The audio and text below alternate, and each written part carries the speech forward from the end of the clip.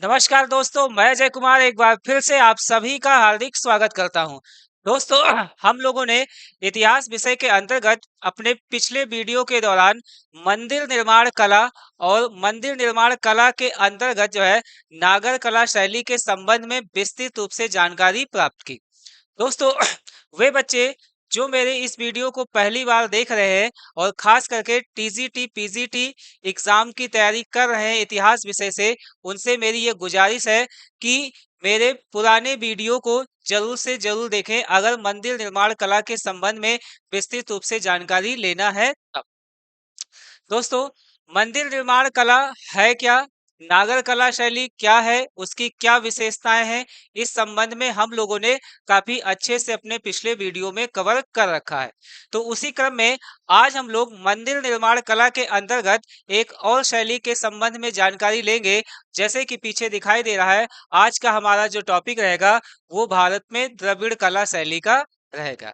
ठीक है, तो आइए दोस्तों शुरू करते हैं। भारत में द्रविड़ मंदिर निर्माण कला शैली वो आखिर है क्या और इसकी विशेषताएं क्या है। तो दोस्तों, सबसे पहली इंपॉर्टेंट बात इसमें ध्यान रखना है कि द्रविड़ कला शैली की अगर हम बात करें तो सबसे पहली चीज कि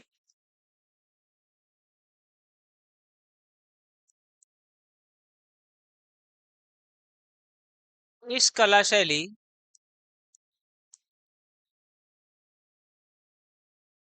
का विकास, मतलब द्रविड़ कला शैली का विकास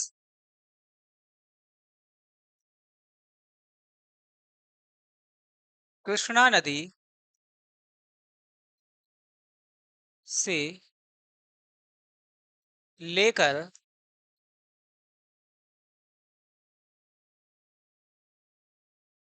कन्याकुमारी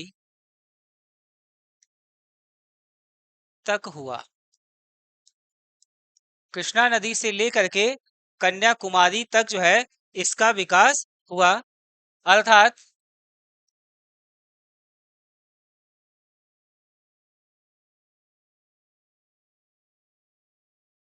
इसका विकास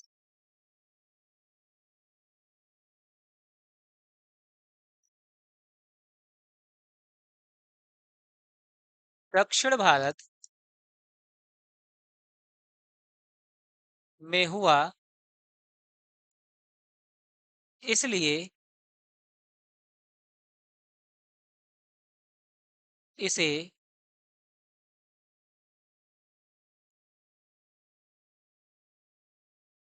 द्रविड़ कला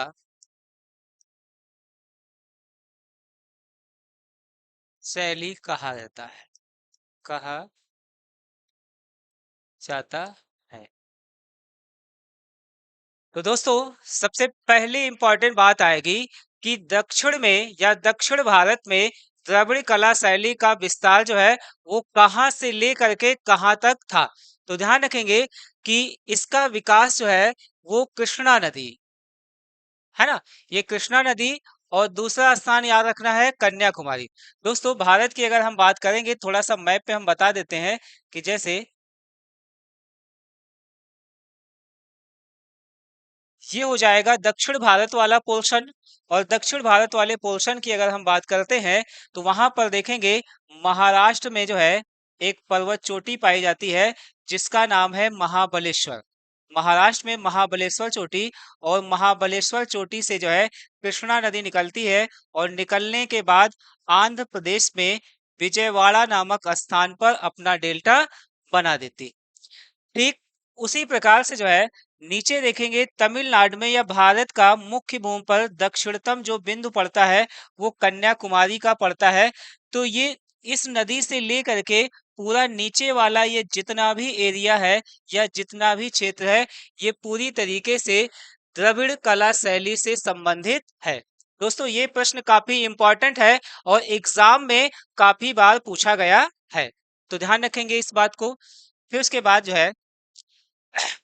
दूसरी इंपॉर्टेंट बात इसके अंतर्गत आएगी कि कृष्णा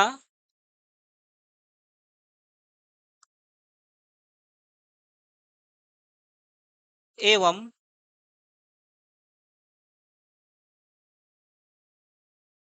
कावेरी नदी के क्षेत्र को या बीच के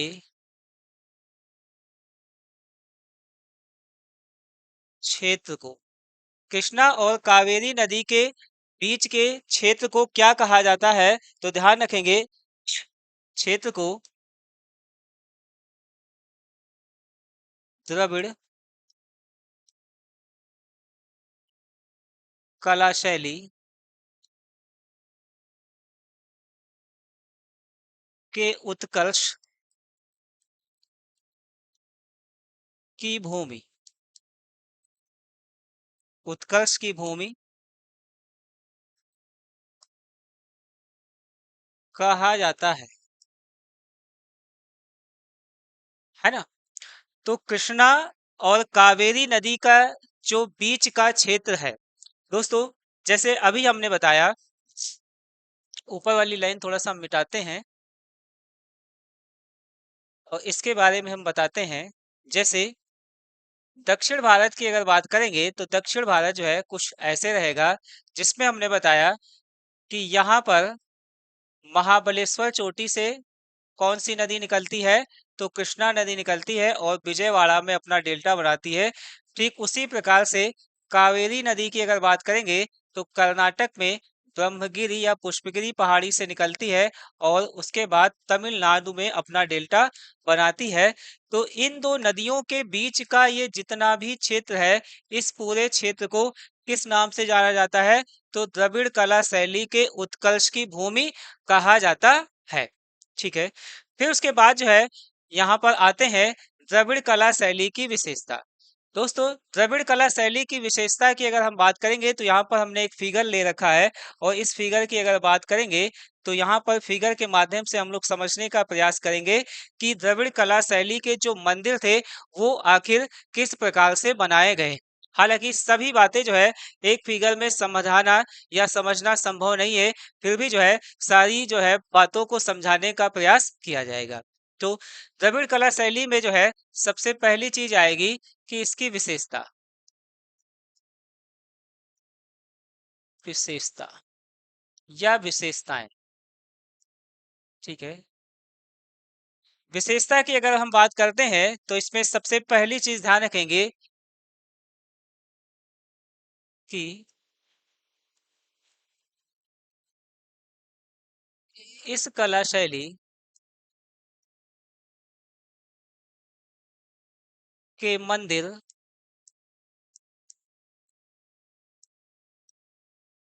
एक बड़े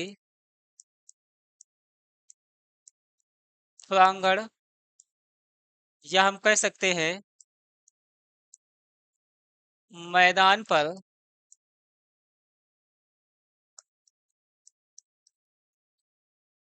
बनाए जाते थे, है ना।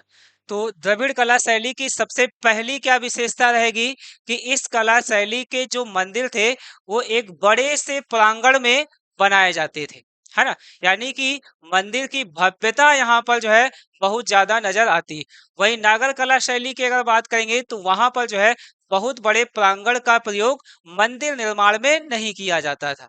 ठीक है, तो सबसे पहली चीज कि मंदिर निर्माण जो है वो एक बड़े प्रांगण, जैसे इस फिगर की अगर बात करेंगे तो देखेंगे कि मंदिर में मेन हिस्सा जो है वो ये वाला है। ठीक है, लेकिन मंदिर जो है शुरू कहाँ से हो रहा है? वो यहाँ पर, यहाँ से गोपुरम से स्टार्ट होता है। तो यहीं से ये मंदिर का प्रवेश द्वार था और यहीं से मंदिर के प्रवेश द्वार में अंदर प्रवेश करने पर ठीक है एक बड़ा सा प्रांगण इसमें नजर आता है। और इसके साथ ही साथ जो है इसी प्रांगण के अंदर जो है तमाम छोटे बड़े मंदिर नजर आते हैं, बहुत सारे, है ना। एक मेन मंदिर और मेन मंदिर के चारों तरफ अगर देखेंगे तो बहुत सारे जो है छोटे छोटे मंदिर मिलेंगे। फिर उसके बाद जो है इसकी दूसरी चीज क्या ध्यान रखनी है कि मंदिर के अंदर जैसे ही प्रवेश करेंगे तो यहाँ पर जो है सबसे पहले जो है एक मूर्ति मिलेगी। कौन सी? खास करके जिस देवी देवता से रिलेटेड मंदिर और उनका जो वाहन, यानी कि ये वाला जो पोर्शन है यहाँ पर देखेंगे कि यहाँ पर जैसे ये नंदी की आकृति को यहाँ पर बनाया गया है ना? तो सबसे पहले जो है वाहन यहाँ पर मिलेगा, और वाहन की अगर हम बात करेंगे तो वाहन की भी आकृति बड़ी सी रखी गई है। वाहन की आकृति कैसी है? बड़ी सी आकृति रखी गई है। खास करके अगर देखेंगे शिव मंदिर में, तो शिव मंदिर यानी कि भगवान शिव का जो वाहन है नंदी, तो उसकी भी मूर्ति यहाँ पर जो है काफी बड़ी नजर आएगी। और फिर उसके बाद जो है इसमें कई सारे चारों तरफ से जो है तालाब भी नजर आते हैं। इसी प्रांगण के अंदर जो है तालाब भी नजर आएंगे। और फिर उसके बाद जो है मंदिर में मंडप वाला हिस्सा स्टार्ट होता है, और मंडप वाले हिस्से से हो करके जो है सीधे पहुंचेंगे कहाँ पर? गर्भगृह वाले पोर्शन में। और गर्भगृह जो होता है ये मंदिर का सबसे इम्पोर्टेंट हिस्सा होता है। इम्पोर्टेंट हिस्सा क्यों होता है? क्योंकि जो है इसी गर्भगृह के अंदर भगवान की मूर्ति को स्थापित किया जाता था। ठीक है, इतनी बात समझ गए? तो पहली चीज यहाँ पर ध्यान रखना है कि बड़े से प्रांगण में जो है इस मंदिर को बनाया जाता है। फिर उसके बाद दूसरी इसकी इंपॉर्टेंट व्यवस्था विशेषता क्या रहेगी?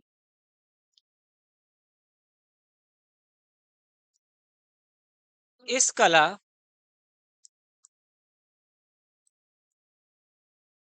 शैली में भव्य भव्य गोपुरम का निर्माण, भव्य गोपुरम का निर्माण। दोस्तों, मंदिर में गोपुरम की अगर बात करेंगे तो यहाँ पर देखेंगे ये वाला जो हिस्सा है, यही हिस्सा क्या है? ये मंदिर का गोपुरम वाला हिस्सा कहलाता है। और गोपुरम की अगर बात करेंगे तो ध्यान रखेंगे ये क्या होता था? ये मंदिर का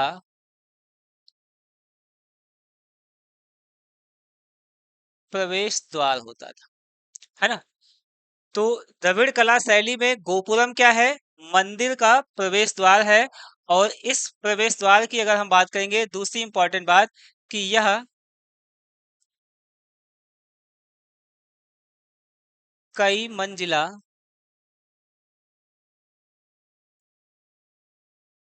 होते थे, या हम कह सकते हैं बहुमंजिला होते थे, है ना? और इसके साथ ही साथ जो है इसमें विभिन्न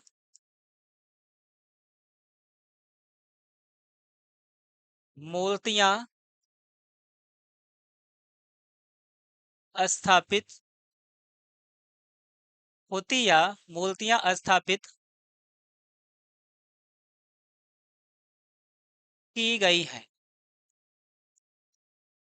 दोस्तों, ये काफी इम्पोर्टेंट तथ्य है। और अगर हम देखेंगे दक्षिण में द्रविड़ कला शैली की अगर विशेषताओं में, तो एक ये इम्पोर्टेंट विशेषता मानी जाती है।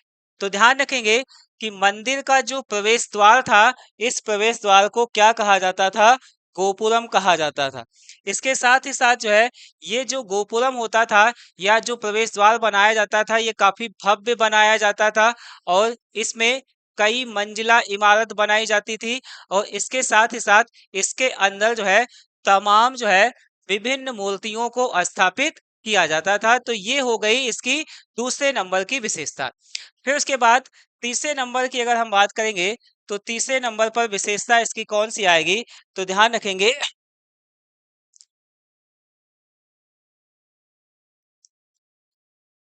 वर्गाकार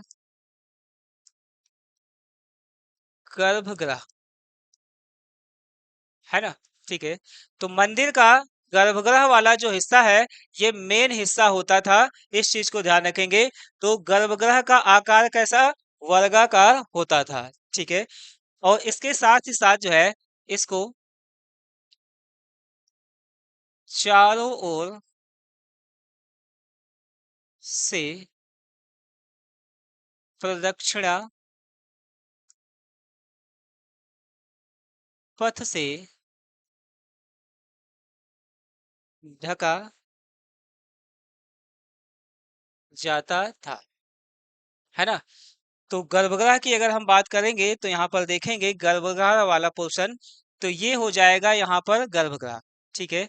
और ये यहाँ पर जो है ये वाला हिस्सा हो जाएगा गर्भगृह का, जिसमें ये स्थापित की गई है एक मूर्ति, है ना। तो गर्भगृह जो है वो वर्गाकार होता था, और इसके चारों तरफ देखेंगे तो ऊपर जो है इसको प्रदक्षिणा पथ से ढका जाता था। और इसकी सबसे इम्पोर्टेंट बात क्या होती थी कि जिस स्थान पर गर्भगृह होगा उसी स्थान के जस्ट ऊपर ही जो है मंदिर का शिखर बनाया जाता था, है ना। तो इस चीज को जो है यहाँ पर ध्यान रखेंगे। तो गर्भगृह में जो है क्या याद रखना है, यह मंदिर का मुख्य स्थान होता था, जिसमें भगवान की मूर्ति स्थापित की जाती थी, है ना। जिस भी भगवान का मंदिर होता था उस भगवान की मूर्ति को, ठीक है, मंदिर के किस पोर्शन में रखा जाता था, तो गर्भगृह के पोर्शन में रखा जाता था। तो ये भी जो है मंदिर का एक इम्पॉर्टेंट हिस्सा रहेगा, ठीक है। फिर उसके बाद अगर बात करेंगे तो यहाँ पर ध्यान रखेंगे ये जो गर्भगृह था इसको क्या कहा जाता था, तो ध्यान रखेंगे इसका अन्य नाम हो जाएगा देवुल, ठीक है। ये एग्जाम के लिए काफी इंपॉर्टेंट है और एग्जाम में ये प्रश्न कई बार पूछा गया है। तो इस चीज को जरूर से जरूर ध्यान रखेंगे कि दक्षिण भारत में द्रविड़ कला शैली के जो मंदिर बनाए गए उन मंदिरों में जो गर्भगृह होता था उस गर्भगृह के लिए कौन सा शब्द प्रयोग किया गया है, देवुल शब्द प्रयोग में लाया गया है, ठीक है। फिर उसके बाद जो है अगली विशेषता यहाँ पर याद रखेंगे कि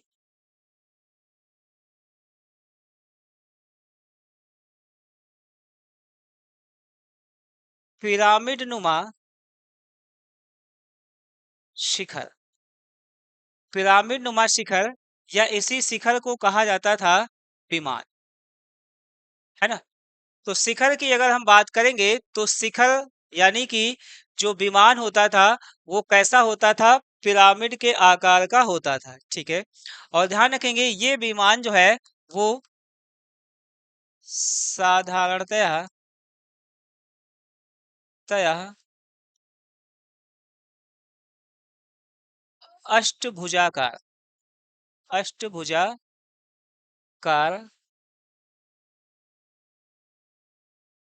होता था, है ना। तो यहाँ पर देखेंगे इस फिगर में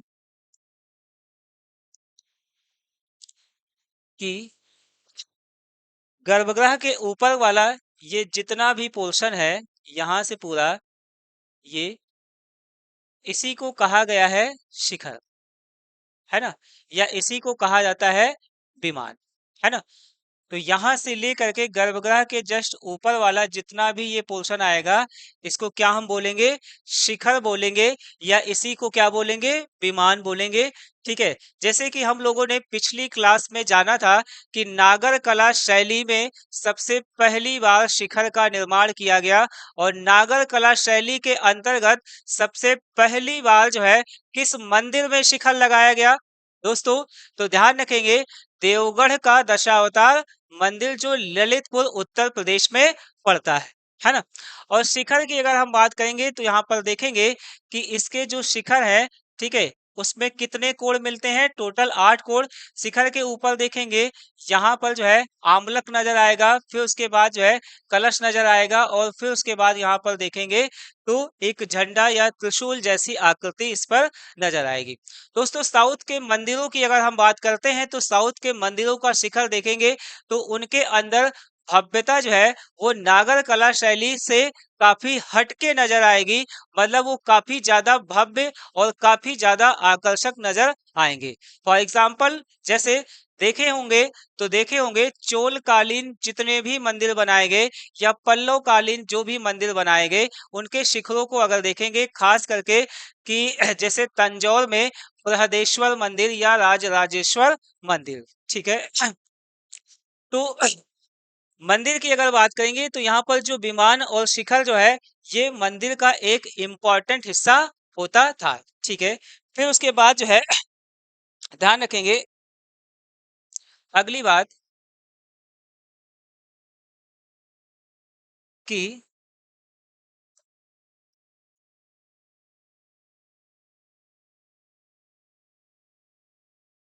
मंदिर में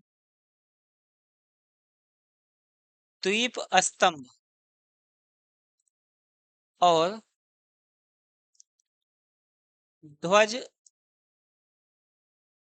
स्तंभ का प्रयोग, है ना। तो ये भी जो है काफी इम्पोर्टेंट है, इसकी एक विशेषता है। जैसे मंदिर की अगर बात करेंगे तो इसके मंदिर के प्रांगण में अगर देखेंगे तो वहां पर द्वीप को प्रज्वलित करने के लिए एक स्तंभ, है ना, एक बड़ा सा स्तंभ, और उस पर दिया रखने के लिए या दीप रखने के लिए, और इसके साथ ही साथ जो है ध्वज का भी स्तंभ जो है इस मंदिर के अंदर प्राप्त होता है। तो ये भी जो है एक द्रविड़ कला शैली की विशेषता बन जाती है, ठीक है। फिर उसके बाद अगली बात अगर हम करते हैं तो याद रखेंगे कि इसमें जो है आएंगे सभा मंडप, है ना। तो मंदिर के अंदर जो है देखेंगे यहाँ पर, ये देखिए जैसे ये जो मंडप वाला हिस्सा है यानी कि ये वाला जो पोर्शन है इसको कहा जाता है मंडप, ठीक है। और ये जो है कैसा मंडप है, सभा मंडप, यानी कि जो भी लोग आते थे तो यहाँ पर बैठ करके जो है चर्चा परिचर्चा करते थे। और इसी सभा मंडप को जो है क्या कहा गया है, ऐसा प्रश्न एग्जाम में आता है तो ध्यान रखेंगे इसी को कहा जाता है जगमोहन। सभा मंडप को क्या कहा जाएगा, तो ध्यान रखेंगे सभा मंडप को जगमोहन कहा जाता है, ठीक है।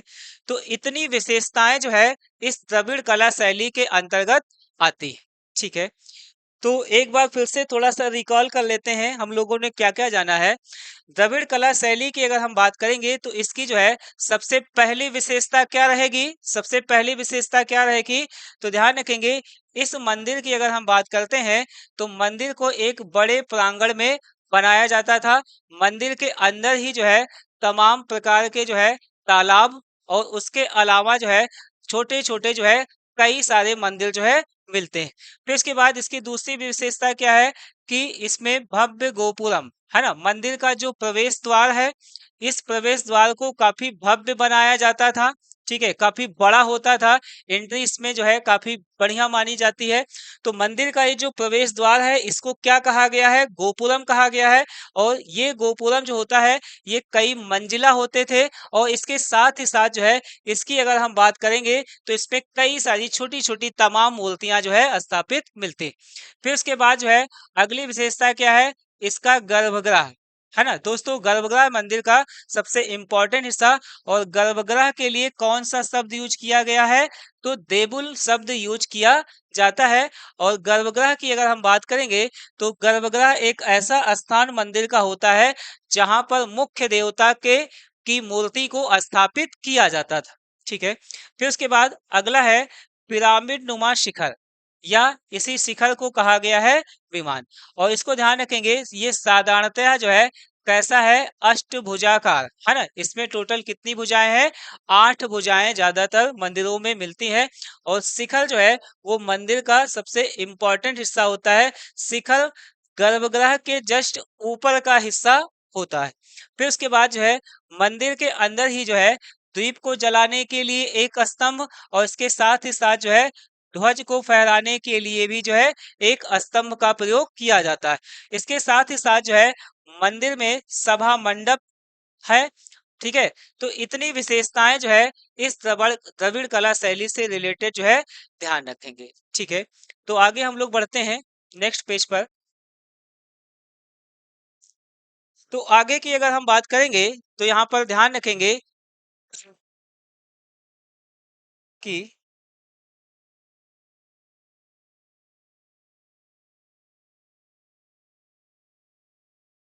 द्रविड़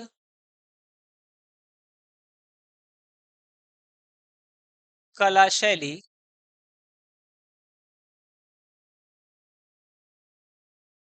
का विकास, है ना, द्रविड़ कला शैली का जो विकास है वो किन किन कालखंडों में होगा, ठीक है, किन किन वंशों के द्वारा जो है इनको संरक्षण प्रदान किया गया। तो ध्यान रखेंगे सबसे पहले नंबर पर पल्लव काल। ठीक है, सबसे पहले याद रखेंगे पल्लव काल, है ना। तो द्रविड़ कला शैली का विकास या इसकी जो शुरुआत है वो किस कालखंड में हुई, तो पल्लव कालखंड में हुई। पल्लव वंश के शासकों के द्वारा जो मंदिर बनवाए गए वो सभी मंदिर किस कला शैली पर बने हुए हैं, द्रविड़ कला शैली पर बने हुए। तो पहला इसमें आ जाएगा पल्लव। फिर उसके बाद जो है दूसरा इसमें राष्ट्रकूट। राष्ट्रकूट वंश, तो राष्ट्रकूटों के द्वारा भी जो है संरक्षण प्रदान किया गया। तीसरा यहाँ पर जो है आएंगे चोल, चोल काल या चोल वंश या चोल कालीन मंदिर। और चौथा यहाँ पर देखेंगे तो पांड्य कालीन मंदिर, है ना। तो ध्यान रखेंगे कि द्रविड़ कला शैली का विकास या द्रविड़ कला शैली को संरक्षण जो है वो किन किन वंश के शासकों के द्वारा या किस कालखंड के द्वारा प्रदान किया गया। तो मुख्यतः उसमें चार नाम आते हैं। पहला है पल्लव काल, दूसरा है राष्ट्रकूट काल या राष्ट्रकूट वंश, तीसरा है चोल काल और चौथा है पांड्य काल। दोस्तों यहाँ पर जो हमने बताया है उसको नोट करेंगे कि द्रविड़ कला शैली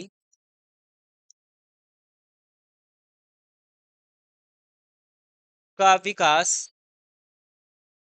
या इसका जो प्रारंभ है इसी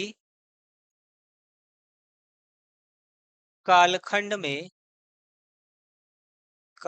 में हुआ। ठीक है, तो पल्लव कालखंड में जो है क्या हुआ, द्रविड़ कला शैली का विकास हुआ। तो यहाँ पर एक प्रश्न और पूछा जाता है कि पल्लव काल के जो मंदिर है उसकी क्या विशेषता है। पल्लव काल के जो मंदिर रहेंगे उसकी क्या विशेषता रहेगी, यहाँ से ये प्रश्न आता है। विशेषता क्या रहेगी, तो ध्यान रखेंगे मंडप। मतलब पल्लव काल में अगर देखेंगे तो ये जो मंडप था इस मंडप पर विशेष रूप से ध्यान दिया गया है। दोस्तों बहुत ज्यादा इंपॉर्टेंट प्रश्न है, एग्जाम में ये कई बार पूछा गया है। चाहे समीक्षा अधिकारी का एग्जाम हो, चाहे टीजीटी पीजीटी का एग्जाम हो, चाहे पीसीएस का एग्जाम हो, वहां पर देखे होंगे एक प्रश्न आता है मिलाने के लिए और उसमें पूछता है कि मंडप जो है किस काल की विशेषता है, या शिखर किस काल की विशेषता है, या विमान किस काल की विशेषता है। इस टाइप से प्रश्न एग्जाम में बनते हैं, तो ये काफी इंपॉर्टेंट है। इसको ध्यान रखेंगे कि पल्लव काल में जो मंदिर बनाए गए उसमें विशेष रूप से जो है मंडप के ऊपर विशेष ध्यान दिया जाता था। और पीछे अभी हमने बताया कि मंडप वाला हिस्सा कौन सा है, तो ये वाला हिस्सा मंडप का है ना। तो ये वाला हिस्सा जो है मंडप का है। तो यहाँ पर पल्लव काल में जो मंदिर बनाए जाएंगे तो इस पर बहुत ज्यादा फोकस किया जाएगा, इसको बहुत ज्यादा कलात्मक बहुत ज्यादा भव्यता जो है प्रदान की जाएगी। ठीक है, फिर उसके बाद जो है दूसरे नंबर पर आते हैं राष्ट्रकूट।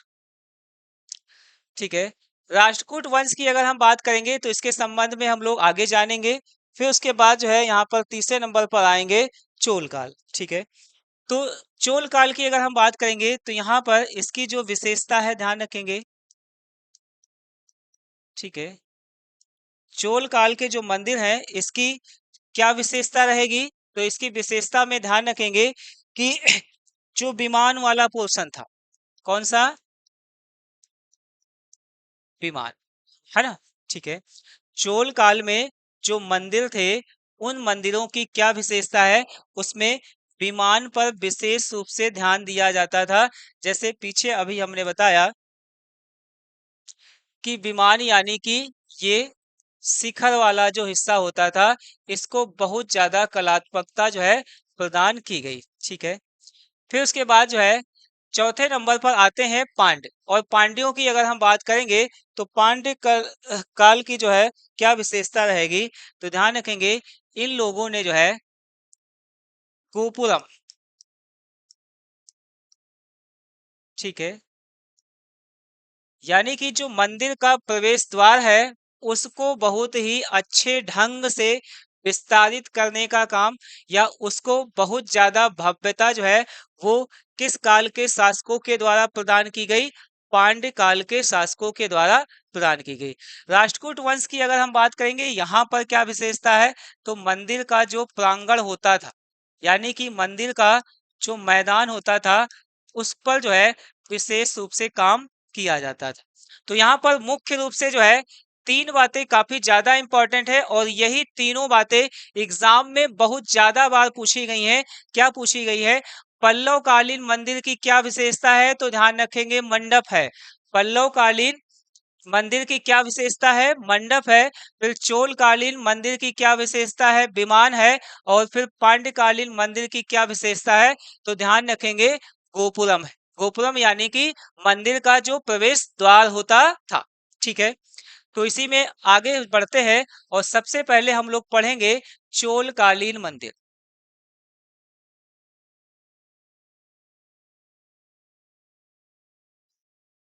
है ना।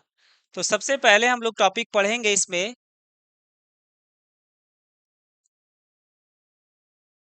चोल कालीन मंदिर।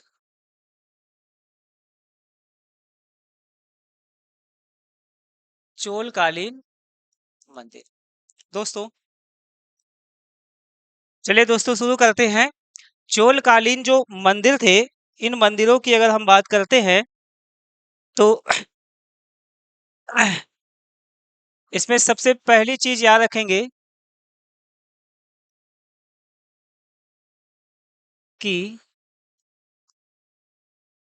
यह काल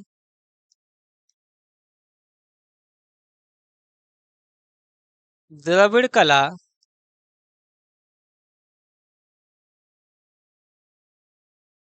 शैली का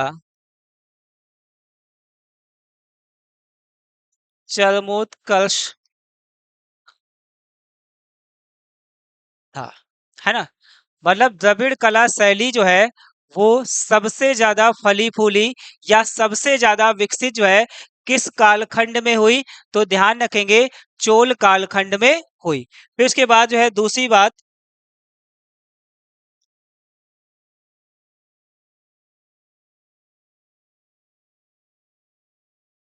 इस काल के मंदिरों से आर्थिक,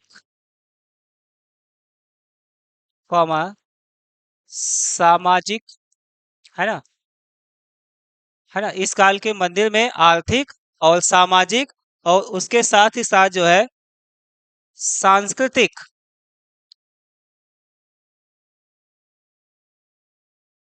सांस्कृतिक गतिविधियों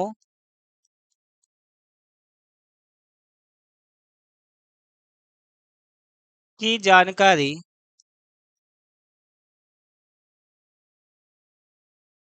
प्राप्त होती है, प्राप्त होती है है ना। यानी कि चोल काल के जो मंदिर थे वो आर्थिक, सामाजिक और सांस्कृतिक गतिविधियों के केंद्र माने जाते हैं। दोस्तों ये काफी इंपॉर्टेंट है, इसको ध्यान रखेंगे। ठीक है, फिर उसके बाद तीसरी इंपॉर्टेंट बात कि चोलकालीन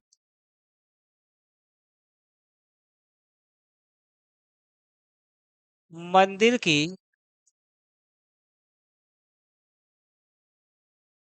प्रमुख विशेषता थी। ठीक है, चोलकालीन जो मंदिर थे उनकी प्रमुख विशेषता क्या थी दोस्तों? अभी जस्ट थोड़ी देर पहले हम लोगों ने जाना है कि मंदिर की क्या विशेषता है। ठीक है, तो ध्यान रखेंगे चोलकालीन जो मंदिर है उनकी जो इम्पोर्टेंट विशेषता है वो क्या रहेगी? तो ध्यान रखेंगे विमान। क्या रहेगी? विमान। ठीक है, और विमान की अगर बात करेंगे तो ध्यान रखेंगे कि इसको जो है ऊंचे चबूतरे पर बनाया जाता था और उसके साथ ही साथ जो है ये वर्गाकार होते थे, है ना? तो ये तीन जो है चोलकालीन मंदिर की विशेषता रहेगी। ठीक है, इसके अलावा जो है ध्यान रखेंगे कुछ कोटेशन है, जैसे S.R. शर्मा। ठीक है, S.R. शर्मा ने जो है ध्यान रखेंगे चोलकालीन मंदिर, चोलकालीन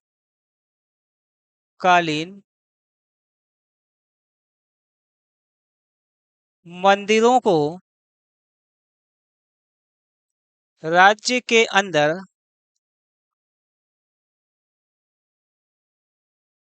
राज्य कहा है। राज्य के अंदर जो है राज्य कहा है, ऐसा किसने कहा है? तो ध्यान रखेंगे S.R. शर्मा ने। यानी कि इसकी भव्यता के संबंध में तारीफ की गई है। जैसे यहाँ पर अगर देखेंगे तो जैसे यहाँ पर जैसे द्रविड़ कला शैली की अगर बात करेंगे तो देखेंगे यहाँ पर एक बड़ा सा तालाब, है ना? ये जो है बड़ा सा तालाब, और यहाँ पर अगर देखेंगे तो यहाँ पर एक, ठीक है, मूर्ति है, और मूर्ति किसकी है? यही जो है ये मंदिर में वाहन का काम करेगा, है ना, भगवान से रिलेटेड। और फिर उसके बाद देखेंगे इसके चारों तरफ यहाँ पर छोटे छोटे जो है कमरे नुमा जो है आकृतियां बनी हुई है ना? कमरे नुमा ये आकृतियां यहाँ पर देखिए बनी हुई है। ठीक है, फिर उसके बाद जो है फिर ये मंदिर की अगर बात करेंगे तो मंदिर का ये वाला जो है मेन हिस्सा है, और ये इसका मेन शिखर है, और शिखर की भव्यता को देख सकते हैं, कितना जो है मनमोहक दृश्य यहाँ पर नजर आता है ना? तो ये चोलकालीन जो मंदिर है इसकी मोटे मोटे तौर पर इन विशेषताओं को ध्यान रखेंगे। ठीक है, फिर उसके बाद आते हैं चोलकालीन प्रमुख मंदिर, है ना?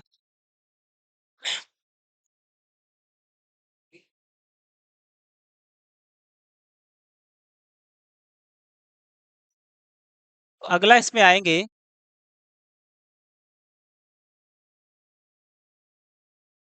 चोलकालीन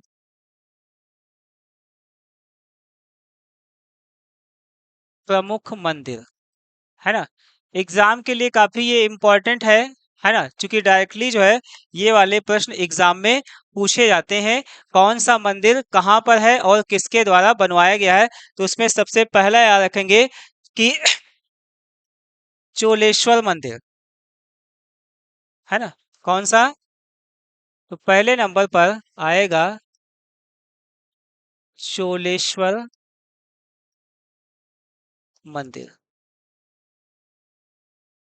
दोस्तों चोलेश्वर मंदिर की अगर हम बात करेंगे तो ये चोल काल का मंदिर है। दूसरी चीज ये कहाँ पर बनाया गया है?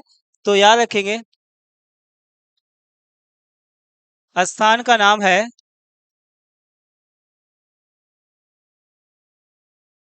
नरतन मलय।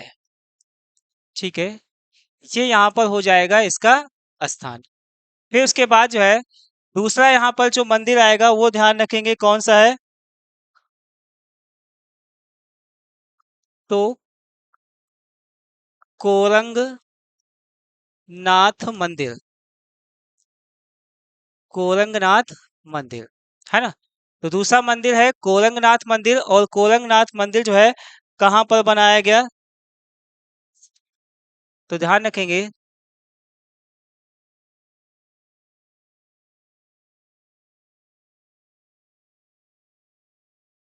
श्रीनिवासन लूर, है ना।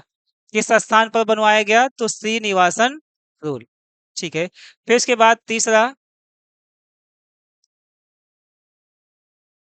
बृहदेश्वर मंदिर, बृहदेश्वर मंदिर। और बृहदेश्वर मंदिर कहाँ पर बनवाया गया, तो ध्यान रखेंगे इसका स्थान हो जाएगा तंजौर, है ना। और ये बृहदेश्वर मंदिर जो है काफी इंपॉर्टेंट मंदिर है। ठीक है, फिर उसके बाद जो है अगला है चौथे नंबर पर ऐरावतेश्वर मंदिर, ऐरावतेश्वर मंदिर, है ना। यानी कि ऐरावत मतलब हाथी, है ना। तो ये मंदिर कहाँ पर बनवाया गया, तो ध्यान रखेंगे ये भी जो है कहाँ पर पड़ता है, तंजौर में, है ना। तो बृहदेश्वर मंदिर, ऐरावतेश्वर मंदिर, ये दोनों कहाँ पर है, तंजौर में है। फिर उसके बाद जो है अगला है त्रिभुवनेश्वर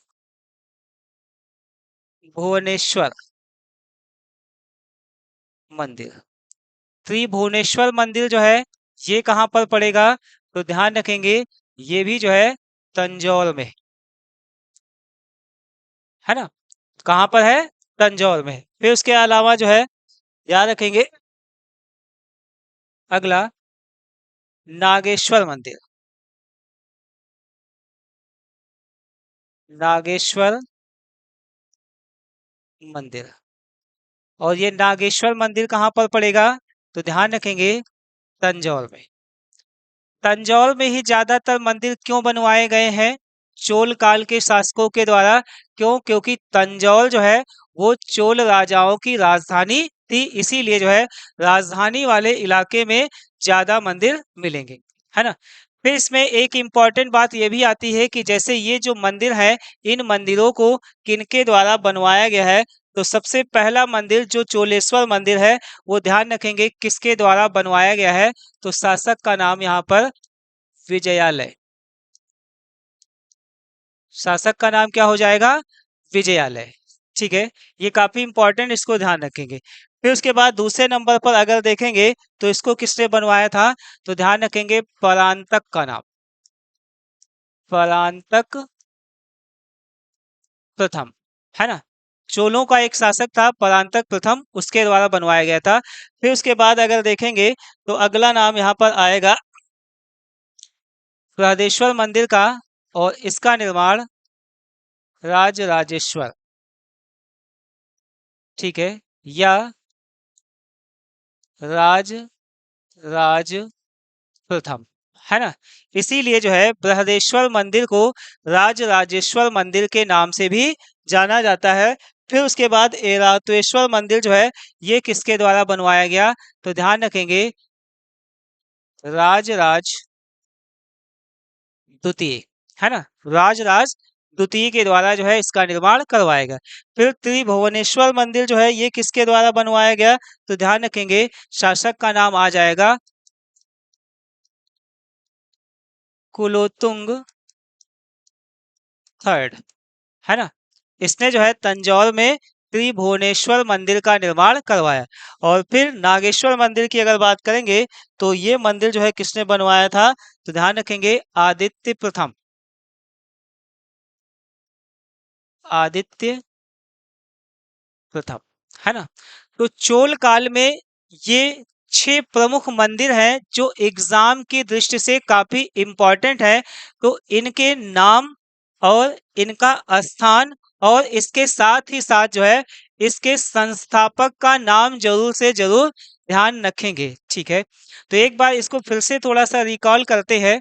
जैसे पहला मंदिर हमने बताया है चोलेश्वर मंदिर, और ये चोलेश्वर मंदिर जो है ये किसके द्वारा बनवाया गया है, तो ध्यान रखेंगे विजयालय के द्वारा बनवाया गया। दूसरा है कोरंगनाथ मंदिर और ये मंदिर परांतक प्रथम के द्वारा बनवाया गया। तीसरा है बृहदेश्वर या राजराजेश्वर मंदिर, ये काफी इंपॉर्टेंट मंदिर है। इसको किसने बनवाया है? राजराज प्रथम ने। फिर ऐरावतेश्वर मंदिर जो है ये किसने बनवाया है? तो राजराज सेकंड ने इसको बनवाया है। त्रिभुवनेश्वर मंदिर किसने बनवाया है? कुलोत्तुंग थर्ड ने बनवाया है।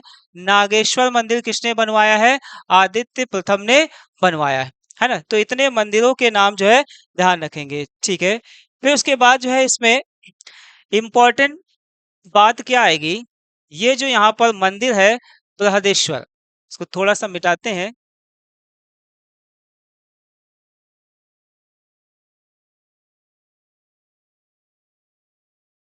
चूंकि ये काफी इंपॉर्टेंट मंदिर है तो इससे जुड़े कुछ इंपॉर्टेंट तथ्यों को ध्यान रखेंगे। ये जो बृहदेश्वर मंदिर, ठीक है, ध्यान रखेंगे द्रविड़ कला शैली का सर्वोत्कृष्ट नमूना जो है वो किस मंदिर को माना जाता है? तो बृहदेश्वर मंदिर को माना जाता है। दूसरा कि दक्षिण भारत का सबसे लंबा एवं सबसे बड़ा मंदिर जो है वो कौन सा है? तो ध्यान रखेंगे बृहदेश्वर मंदिर या राजराजेश्वर मंदिर, है ना। फिर तीसरी इंपॉर्टेंट बात कि इसमें शिव की लीलाओं के भित्ति चित्र प्राप्त होते हैं, है ना। भगवान शिव से रिलेटेड मंदिर है और इसमें जो है उनकी लीलाओं से रिलेटेड भित्ति चित्र प्राप्त होते हैं। फिर उसके बाद जो है ध्यान रखेंगे इसी में नंदी की दूसरी सबसे बड़ी दूसरी सबसे बड़ी मूर्ति प्राप्त होती है ना। तो भारत में नंदी की सबसे बड़ी मूर्ति जो है, ठीक है, मतलब दूसरे नंबर की सबसे बड़ी मूर्ति जो है वो कहाँ से प्राप्त होती है? तो बृहदेश्वर मंदिर से प्राप्त होती है, ठीक है। दोस्तों समय ज्यादा न होने पाए इसको ध्यान में रखते हुए जो है आज हम लोग अपनी क्लास को यहीं पर रोकते हैं। हम लोग अपने नेक्स्ट वीडियो में जो है इसके आगे की द्रविड़ कला शैली के संबंध में जानकारी लेंगे, ठीक है। और साथ ही साथ जो है एक क्वेश्चन को हम लोग छोड़ करके जा रहे हैं। जैसे यहाँ पर हमने बताया कि भारत में नंदी की दूसरी सबसे बड़ी मूर्ति जो है वो किस मंदिर में मिलती है? तो ध्यान रखेंगे बृहदेश्वर मंदिर में। तो दोस्तों कमेंट करके जरूर ये बताएं कि भारत में नंदी की सबसे बड़ी मूर्ति जो है वो किस मंदिर से प्राप्त होती है। नेक्स्ट वीडियो तक जो है इस क्वेश्चन का मुझे इंतजार रहेगा, ठीक है। और वीडियो अच्छा लगे तो लाइक और शेयर करना ना भूलें। इसके साथ ही साथ जो है शेयर जरूर करें, है ना। तो इसी के साथ जो है आज का वीडियो यहीं पर समाप्त करते हैं। धन्यवाद।